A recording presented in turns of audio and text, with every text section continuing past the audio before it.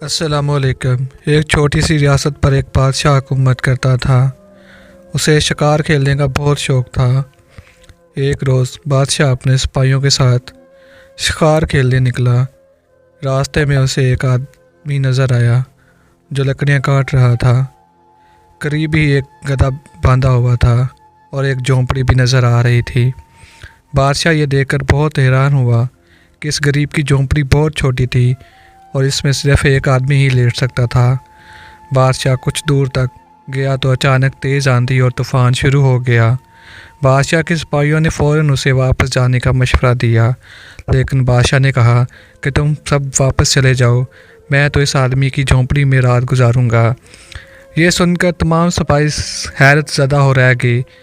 ایک نے کہا کہ بادشاہ سلامت، اس کی جھونپڑی میں مشکل سے ایک آدمی رہ سکتا ہے، آپ ہمارے ساتھ واپس اپنے محلے میں چلیں۔ مگر بادشاہ اپنی بات پر قائم تھا۔ اس نے کہا کہ تم سب کل صبح سویرے یہاں آ جانا، میں یہ دیکھنا چاہتا ہوں کہ غریب آدمی اپنی زندگی کیسے گزارتا ہے۔ چنانچہ جب اس کے تمام سپاہی واپس چلے گئے تو بادشاہ اس آدمی کی جھونپڑی میں پہنچ گیا۔ وہ آدمی بہت خوش مزاج اور مہمان نواز تھا۔ اس نے بادشاہ کا بھرپور استقبال کیا، اسے گرم دودھ پیش کیا جو اس کے پالتو بکری کا تھا۔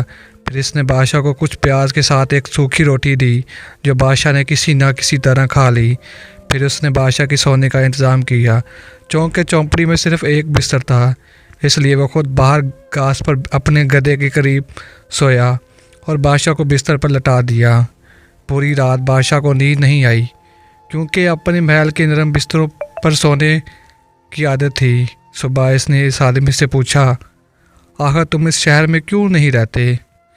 اس آدمی نے کہا، بادشاہ سلامت، میرے پاس اتنے پیسے نہیں ہوتے کہ میں شہر کے کرائے برداشت کر سکوں، اس وجہ سے ادھر رہنے پر مجبور ہوں۔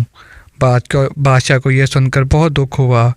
اس نے فوراً اپنے محل کو ایک کمرہ اسے مفت میں دینے کا حکم دیا اور شاہی خزانے سے اس کی ماہانہ وظیفہ بھی جاری کیا۔ مزید ویڈیو دیکھنے کے لیے چینل کو سبسکرائب کریں۔